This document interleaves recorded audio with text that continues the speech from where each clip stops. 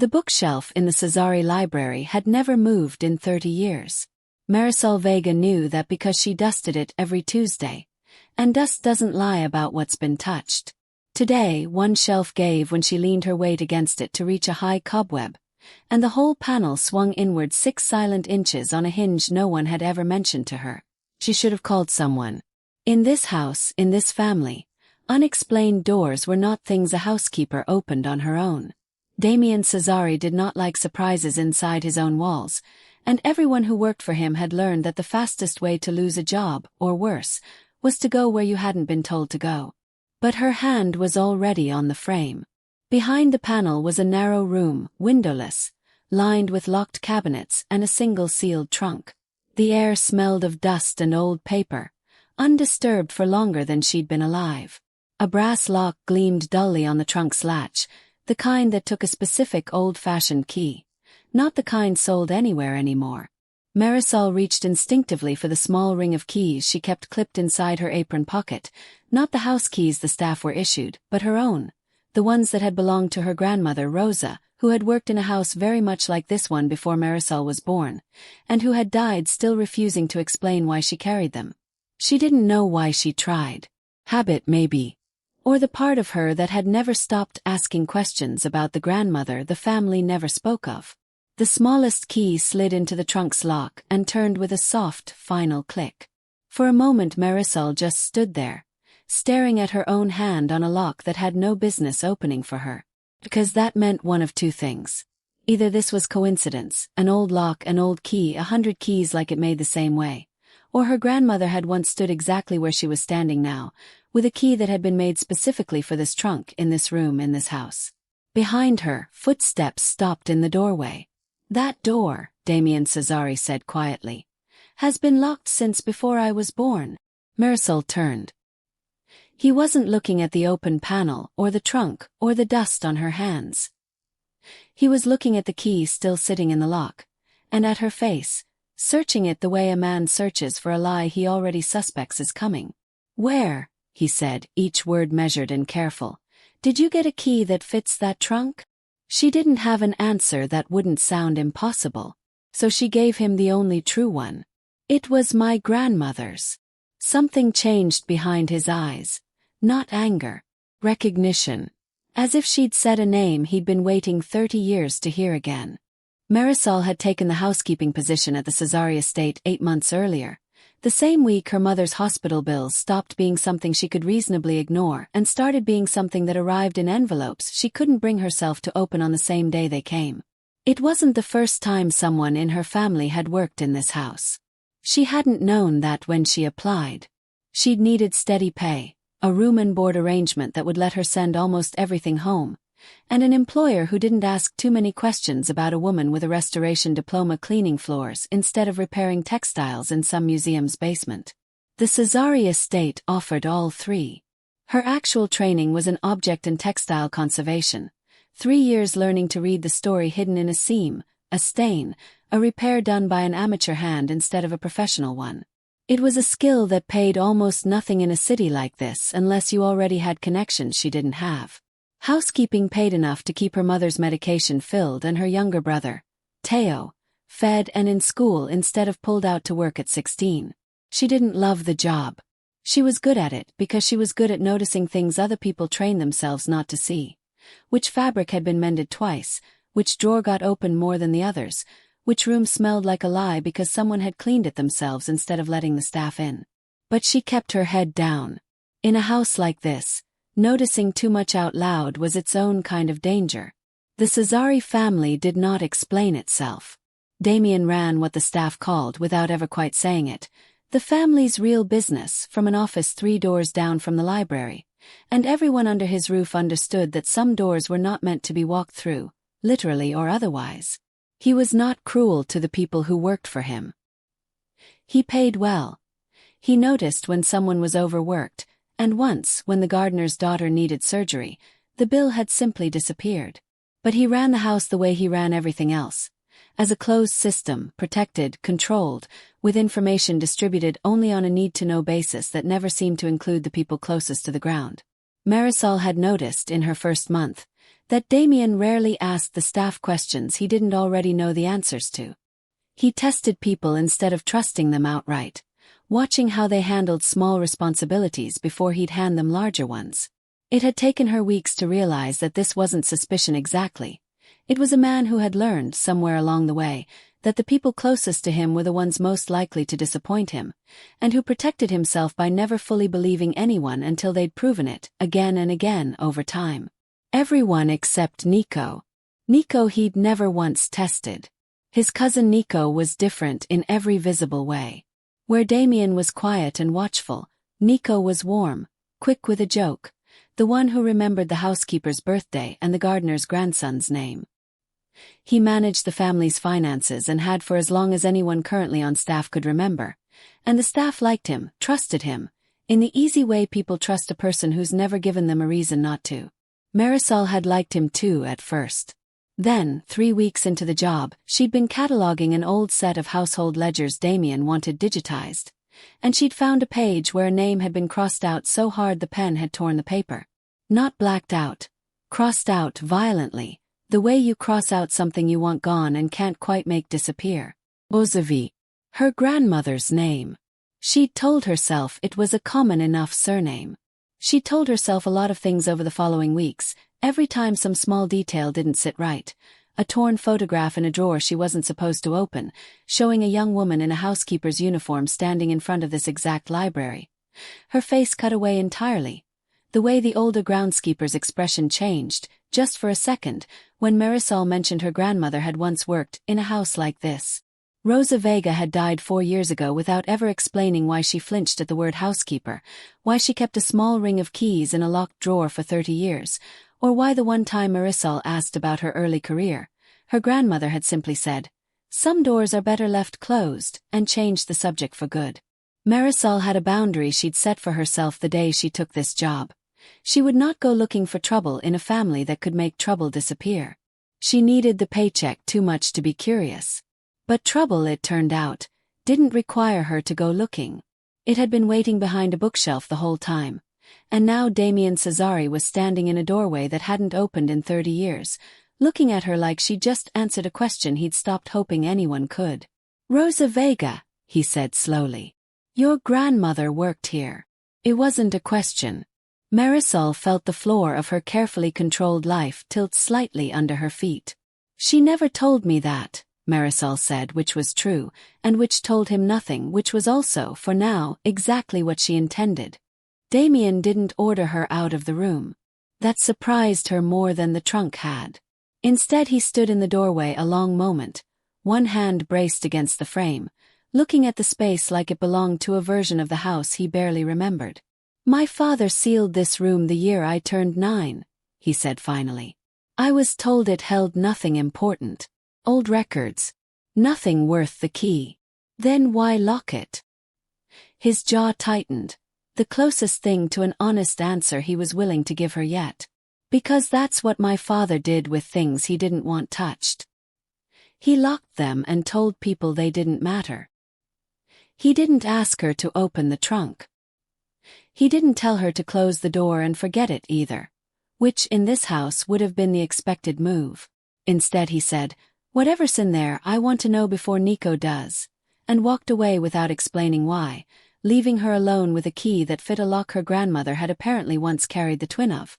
Marisol understood, standing there, that she had already crossed a line she couldn't uncross. She could close the trunk, put the panel back, and pretend none of this had happened. Keep the job, keep the paycheck, keep her family's fragile stability intact.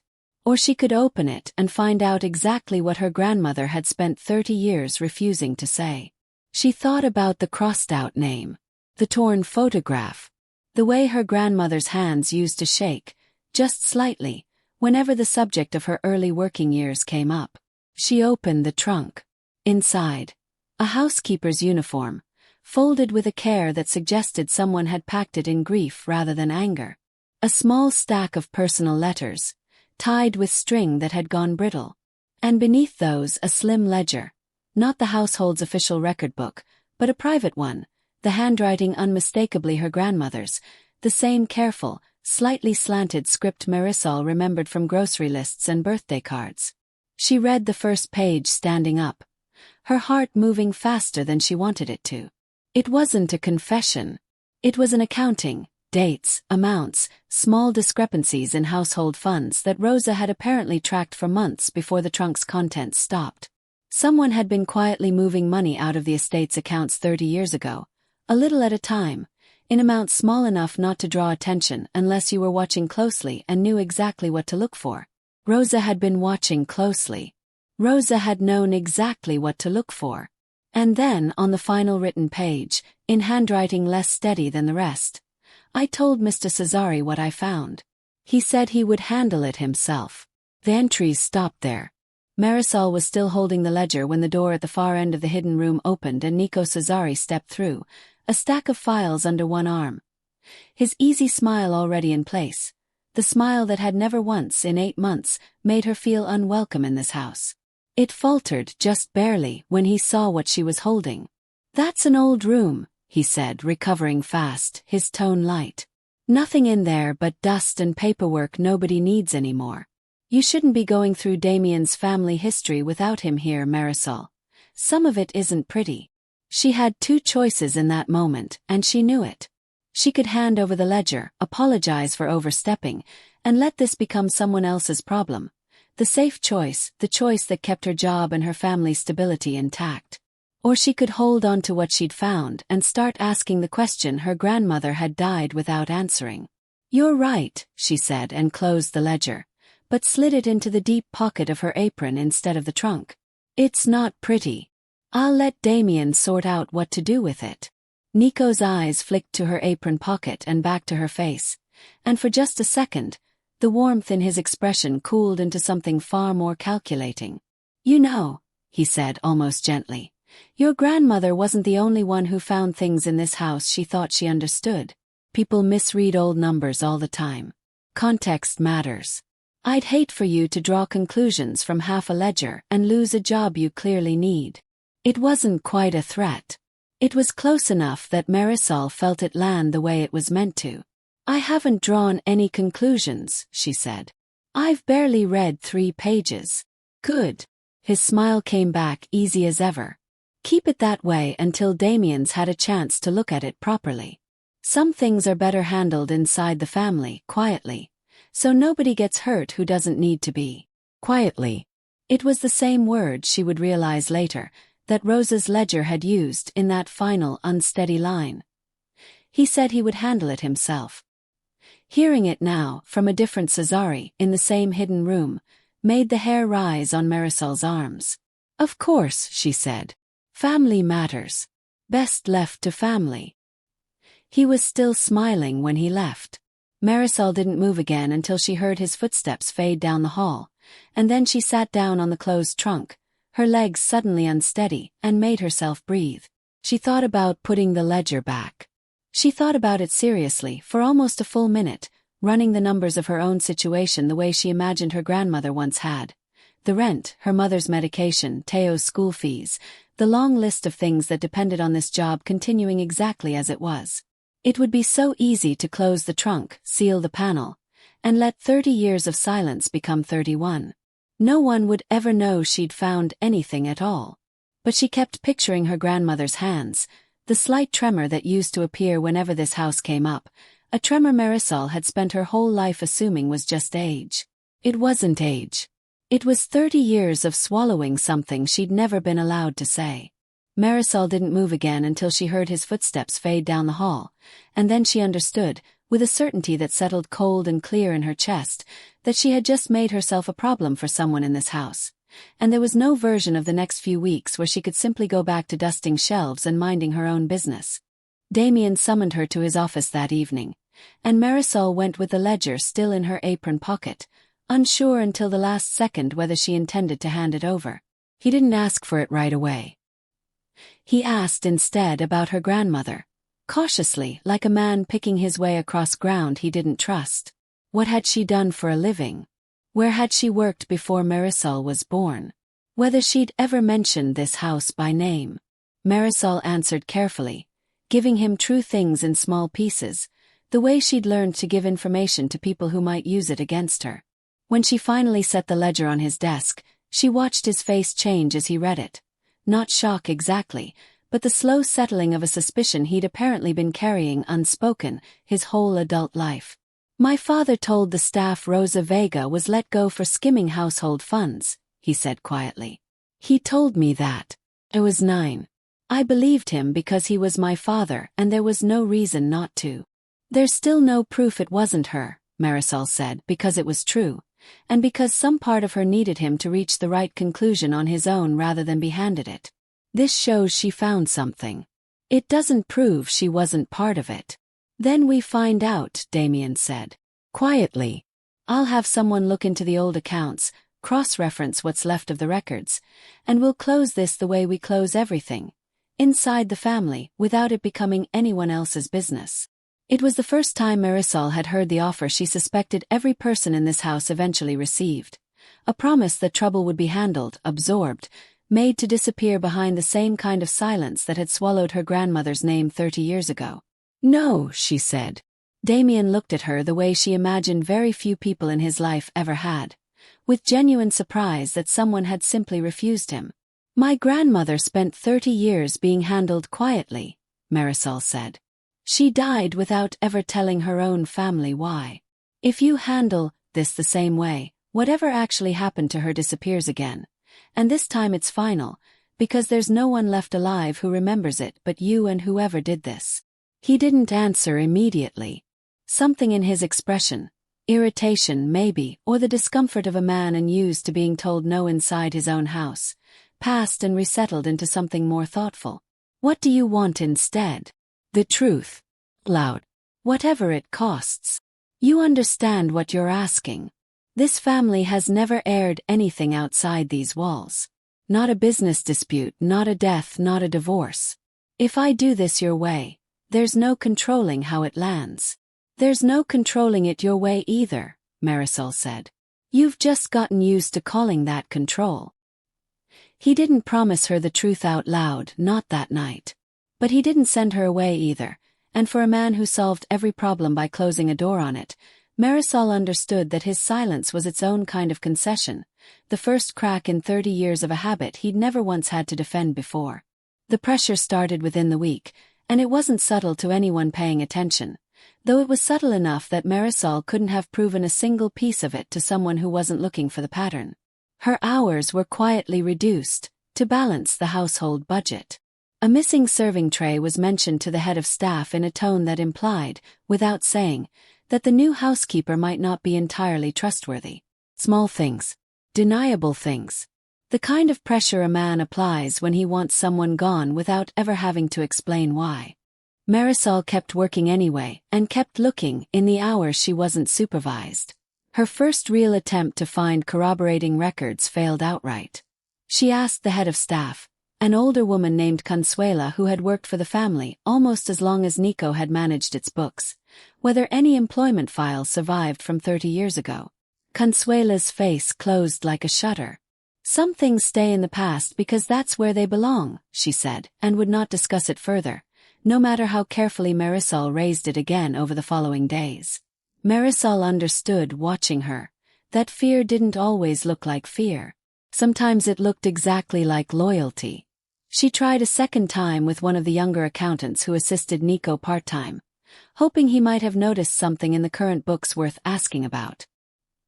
He hadn't, or claimed he hadn't, and mentioned, almost in passing, that Nico had asked him twice that week whether Marisol had requested access to any financial files.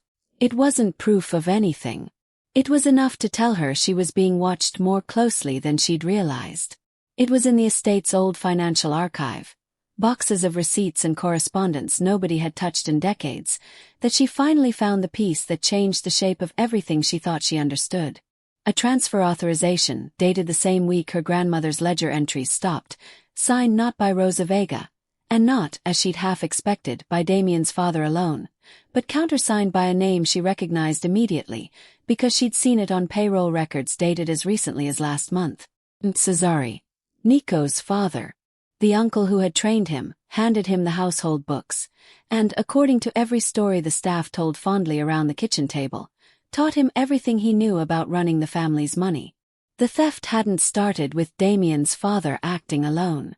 It had started with two men, and it had continued in some form, long enough for one of their sons to still be signing the household's checks today.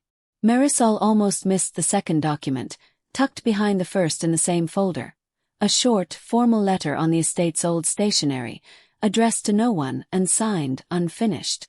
It read only, "I cannot continue to protect what happened. If anything is said, it must come from me before it comes from her."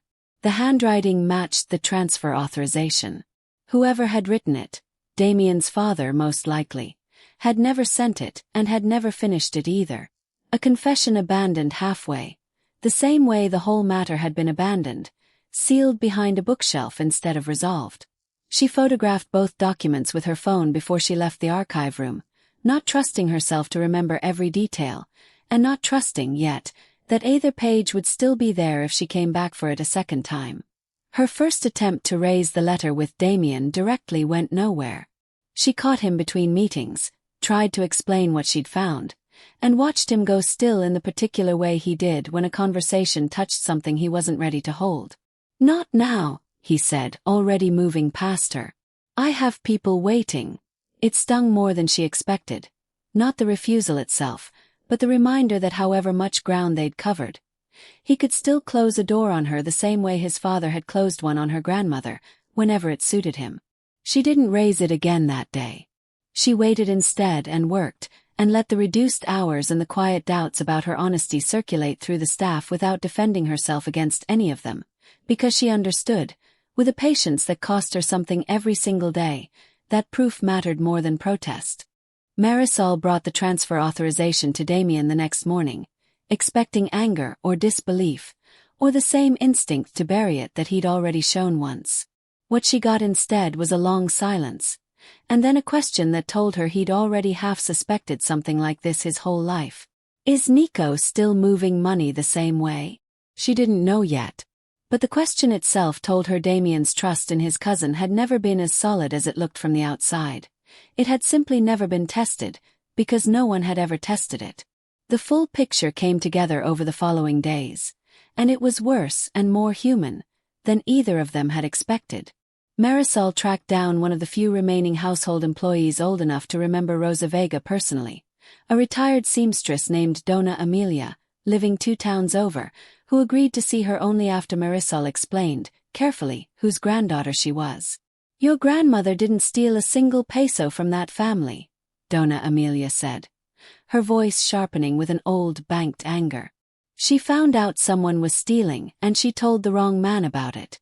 And then things started happening to make sure she never told anyone else." Rosa hadn't simply been fired and forgotten.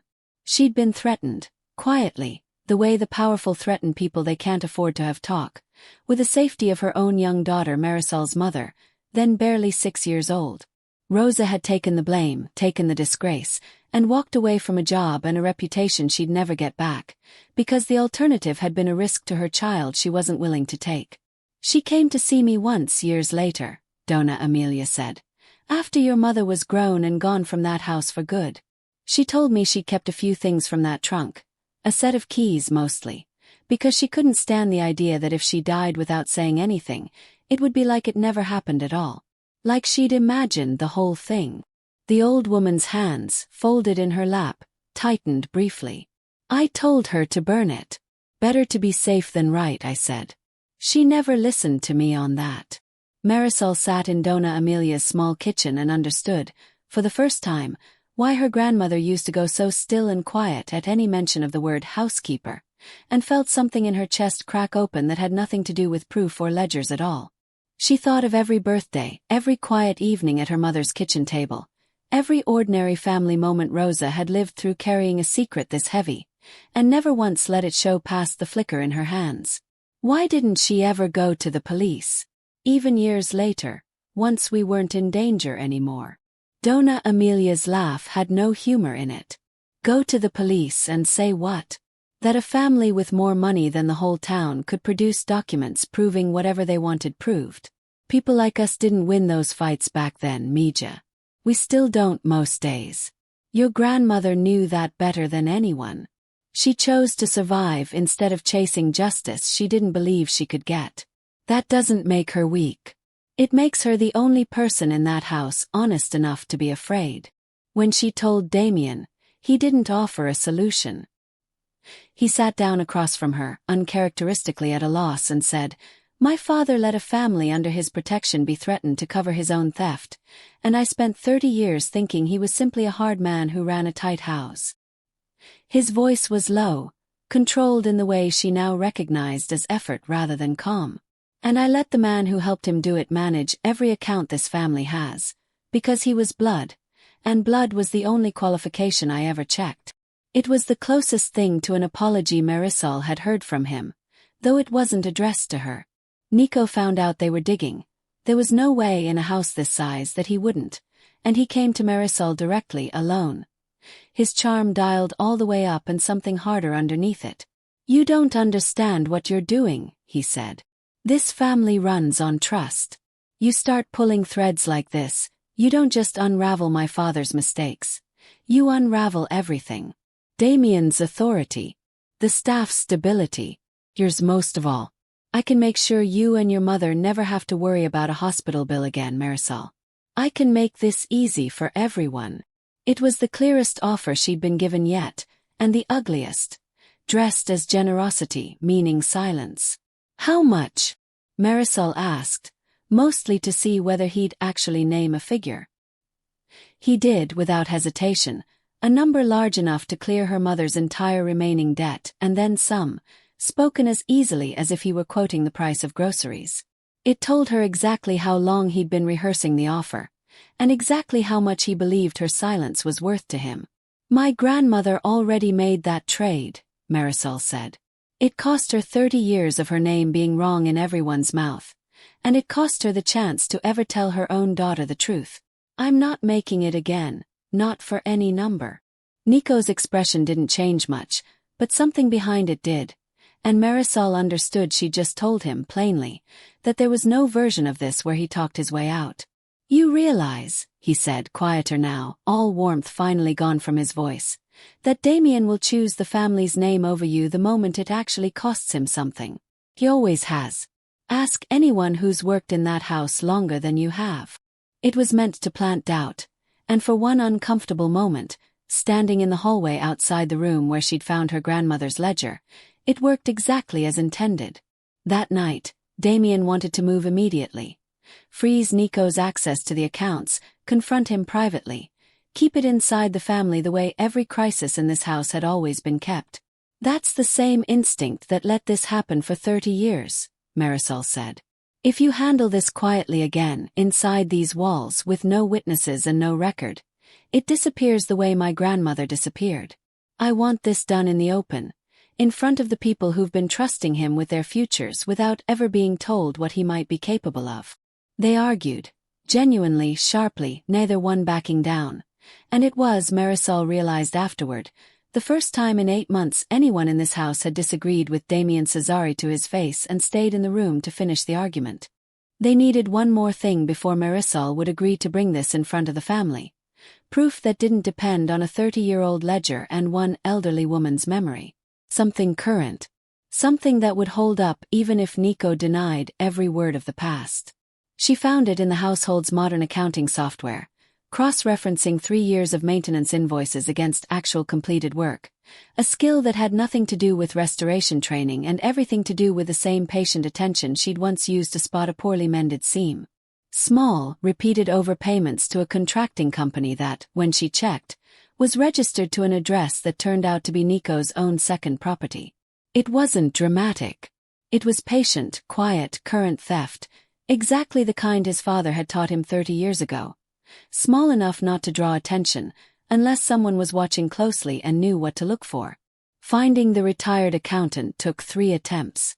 The first 2 former auditors she called refused outright, unwilling to involve themselves in anything touching the Cesari name. However, many years had passed since they'd last worked for the family. The third, a cautious, precise man named Esteban who'd audited the estate's books years before Nico took over, listened to her explain what she'd found in careful, unhurried silence, then asked to see the invoices himself before he'd commit to anything. He spent 2 full days going through what she'd gathered, checking her work line by line the way she imagined she'd have checked a garment for hidden repairs, and called her back only once he was certain. "This isn't a mistake," he said. "This is someone who knows exactly how much attention a number needs before it draws suspicion, and has been staying carefully under that line for years. I'll put my name to what I verified if you need me to. But you should know, once I do, there's no quiet way back from it for anyone." She brought the pattern to him formally the following week, and he agreed, after seeing what she'd found, to confirm the numbers in writing if asked. 4 pieces now. The ledger in her grandmother's own hand. Dona Amelia's testimony. The old transfer authorization tying 2 names together 30 years ago. And the current pattern of overpayments, verified by someone with no reason to lie for either side. Damien wanted to control how it was presented, draft the language himself, deliver it in a room he'd arranged on his terms, the way he ran everything else. "No," Marisol said again, and this time it cost him visibly to hear it. "You give me the room and the family together in it. I'll say what needs saying. You back me up, you don't speak for me." It was, she understood, asking him to hand her something he'd never handed anyone. Control in his own house over how the truth would land. He was quiet a long moment. "If this goes wrong, it's my family's name in the open, not just Nico's." "It's already your family's name," Marisol said. "It has been since your father signed that authorization. The only choice left is whether it stays a secret you're protecting, or a mistake you're correcting." He agreed. It cost him something real to say yes. She could see it in the stiffness of his shoulders, the same discomfort she imagined he'd feel handing a stranger the keys to a room he'd controlled his whole life. But he said it anyway, and didn't try to renegotiate the terms afterward. There was one evening, in the days before the confrontation, when neither of them was working the case at all. Marisol found him in the library, alone, trying and failing to fix a hinge on an old reading chair that had come loose from years of use. She sat down without being invited, took the tools out of his hands with the easy authority of someone who'd repaired far more delicate things than a chair hinge, and showed him how to do it properly. Support the joint, don't force it, let the old wood tell you where it still wants to hold. They didn't talk about Nico, or Rosa, or the estate's money. He asked instead what she'd have done with her restoration training if the housekeeping job had never existed, and listened. Really listened, the way she hadn't expected a man like him to listen to anyone, while she answered. She told him about the first piece she'd ever properly restored, a torn christening gown 3 generations old, and how her professor had told her the goal was never to make damage invisible, only to make it honest, to leave a trace of what had been broken so the object's whole history stayed readable, instead of erasing it to look as if nothing had ever happened. Damien was quiet for a long moment after she finished. "That's not a bad way to run a family either," he said. It was the closest either of them came that evening to naming what they were actually circling. It was small. It didn't solve anything. But it was the first hour since she'd opened that hidden door that felt like 2 people rather than an employer, and a problem he hadn't yet figured out how to manage. Before he left the library that night, he said, without quite looking at her, "Nico said something to me today. That I'd choose the family's name over anyone, the moment it actually cost me something." He set the fixed chair upright, testing the hinge with his hand. "I've spent a week trying to decide if that's true. I don't know yet. I'd like to be someone it isn't true about." "That's not something you decide once," Marisol said. "It's something you keep choosing every time it would be easier not to." He didn't answer that, but he didn't argue with it either, and something in the set of his shoulders told her the words had landed somewhere they'd stay. Nico, for his part, seemed to relax as the days passed without confrontation, mistaking their silence for hesitation. He scheduled a family meeting himself, ostensibly to discuss the estate's upcoming budget, and made a point in the days before it of being generous and visible with the staff, quietly rebuilding the goodwill Marisol's investigation had put at risk. Marisol understood when she heard about the meeting exactly what he intended to do with it. Get ahead of the accusation by discrediting her first, in front of the very people whose trust she'd need, before she could say a word in her own defense. He was, she realized, walking directly into the room where all 4 pieces of proof were waiting for him. The family gathered in the main hall the following evening. Not just Damien and Nico, but the household's senior staff, 2 cousins who held formal stakes in the estate, and at Marisol's insistence, Donna Amelia, seated near the front in a chair Damien had personally arranged to be brought for her. Nico opened the meeting exactly as Marisol had expected, warm and reasonable, addressing the room before anyone else could. Before we discuss the budget, I think we should address something uncomfortable. Our housekeeper has been going through old family records without authorization, and, frankly, has a family history with this house that raises some questions about her motives. Her grandmother was let go decades ago for financial misconduct. I understand loyalty to family, but I don't think this is a matter for someone with a personal grudge to be leading. It was a good opening move. Marisol watched several faces in the room shift toward doubt, exactly as he intended. "You're right that I have a personal reason to be here," Marisol said, standing before anyone could answer for her. "My grandmother, Rosa Vega, worked in this house 30 years ago. She was accused of stealing from this family. I'd like everyone here to see why that accusation was false, and who benefited from it being believed." She laid out the evidence the way she'd have catalogued a damaged garment, in order methodically, letting each piece speak for itself rather than performing outrage she didn't need to fake. The ledger first, in Rosa's own hand, tracking irregularities months before her dismissal. Then the transfer authorization, countersigned by 2 names, Damien's father and Nico's. The room went very quiet. "Anyone can forge old paperwork," Nico said. His voice still even, though something had tightened in it. "Handwriting from 30 years ago proves nothing." "It doesn't stand alone," Marisol said, and turned to Donna Amelia. The older woman spoke plainly, without embellishment, describing what she'd witnessed and what Rosa had told her at the time, the threat made against a 6-year-old child to guarantee her silence. Marisol watched Damien's expression as he heard, for the first time in front of witnesses, exactly what his father had allowed to happen under this roof.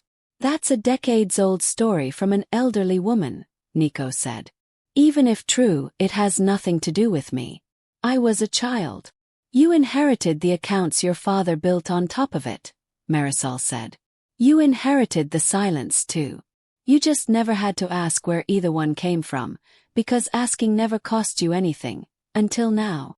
"You weren't a child 3 years ago," Marisol said, "when these started."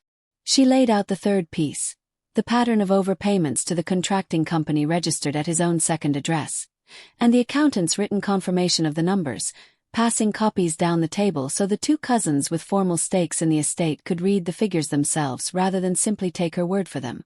One of the cousins, a quiet woman named Isabel who rarely spoke at family gatherings, looked up sharply. "This company did the roof work last spring. I remember the invoice. It was nearly double what the other estimate came in at." She looked at Nico. "You told us the other contractor backed out." "He did," Nico said too quickly. "Did he?" Isabel said and didn't sound convinced, and Marisol watched the first real crack open in the room, not from anything she'd said, but from someone who'd trusted him long enough to notice on her own that the story didn't hold. Nico's composure finally cracked, not into a confession but into anger. "You're accusing me based on invoices anyone could misread. I've run this family's finances for 15 years without complaint. Because no one was checking closely," Marisol said. "The same way no one checked 30 years ago until my grandmother did and paid for it. I'm not asking anyone in this room to take my word for it. I'm asking you to look at what's in front of you." Damien, who had said almost nothing until this point, finally stood. Every eye in the room turned to him, waiting as they always had, for him to settle the matter with a word. He didn't defend Nico. He didn't defend his father either. "My father built silence into how this family solves its problems," he said, "and I kept using it, because it was easier than asking questions about people I'd already decided to trust. That ends here." He looked at Nico, and his voice didn't rise, though something in it had gone permanently colder. "You'll return what's documented as missing. You're removed from any authority over this family's accounts, effective tonight. What happens beyond that depends on what the independent audit finds. And there will be one, starting this week, by someone with no history with either of us. Nico turned to the room, trying one last time for the warmth that had worked on all of them for 15 years. You're going to let a housekeeper decide who this family trusts. After 1 week of digging through old paper. I'm going to let the evidence decide, Damien said. She just happened to be the only person willing to look at it. Nico looked around the room for support and found none. Not because the family had turned against him in an instant, but because, for the first time, they'd actually been shown something to weigh instead of simply being asked to trust. He left the room without another word, and the silence he left behind was not the old silence, the one that had swallowed Rosa Vega's name for 30 years. It was the different, harder silence of a family finally looking directly at something it had spent a generation refusing to see. The independent audit took 6 weeks. It confirmed everything Marisol had found, and more besides. A pattern of small, careful thefts stretching back further than anyone had suspected, resting entirely on the assumption that a trusted last name would never be questioned. Nico did not go to prison. The family, at Damien's insistence, chose restitution and a formal, documented removal from any position of financial authority over a criminal case that would have dragged Rosa's name, and the family's. Through years of public proceedings neither Marisol nor Damien believed would serve justice better than the truth already had. He left the estate and the family with nothing but what he'd earned honestly, which turned out to be considerably less than he'd always claimed. The household adopted something it had never had before, an independent bookkeeping review, conducted twice a year by someone outside the family entirely, with findings shared openly with senior staff rather than sealed behind a door only one person held the key to. It was a small, unglamorous change, and it was the one Marisol was proudest of, because it meant no one, however trusted, however beloved, would ever again be able to do quietly what Nico's father and Damien's father had done together 30 years before.